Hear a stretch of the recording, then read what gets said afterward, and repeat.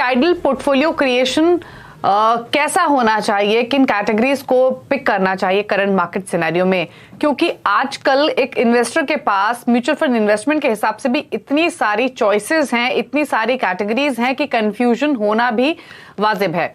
एक तरफ जहां हम एक छोटा कॉम्प्राइज्ड एक डाइवर्सिफाइड पोर्टफोलियो बनाने की बात करते हैं, तो ऐसे में किन किन कैटेगरीज को शामिल करके पोर्टफोलियो क्रिएट करना चाहिए, क्या सजेशन आपका रहेगा?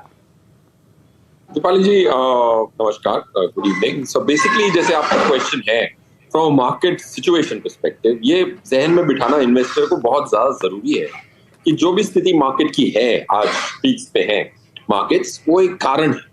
काफी बार लिक्विडिटी ही मार्केट को ऊपर ले जाती है, बट इस बारी आप अगर कंपनियों की कमाई देखेंगे तो काफी इजाफा हुआ है।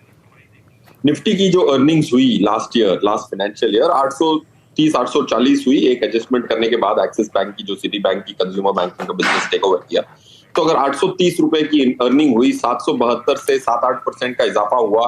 उसके पहले 530 से 770 रुपए पे कमाई हो गई निफ्टी की, वन निफ्टी की अर्निंग्स जो है।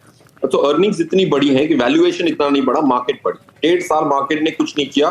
मार्च के लोज जो 16,945 के थे, तब भी हम बुलिश थे, तो आज मार्केट 19,400 पे पहुंच गई। तो इससे भय करने की जरूरत नहीं है, क्योंकि this rally is supported by corporate earnings. ये बहुत इंपॉर्टेंट है, पॉइंट 1। रहा सवाल पोर्टफोलियो बनाने का, तो वो 3 स्टेजेस में बनता है।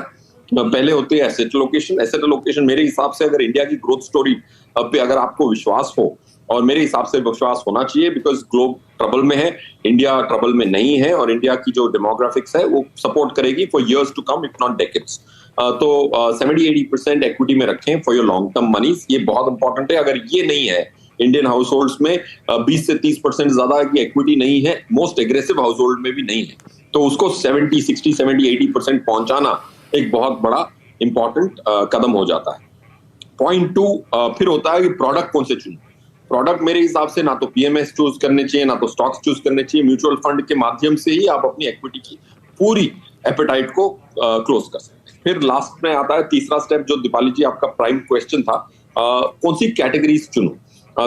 म्यूचुअल फंड में भी कई सारे हैं, 380 एक्टिव मैनेज फंड्स हैं, 200 पैसिव फंड्स हैं। अब इनमें से सबका चुनाव में से कौन सा करना है? कैटेगरीज में मेरे हिसाब से large cap, large and mid cap, flexi cap, multi cap, small cap, mid cap, ये 6 कैटेगरीज को पहले भरें।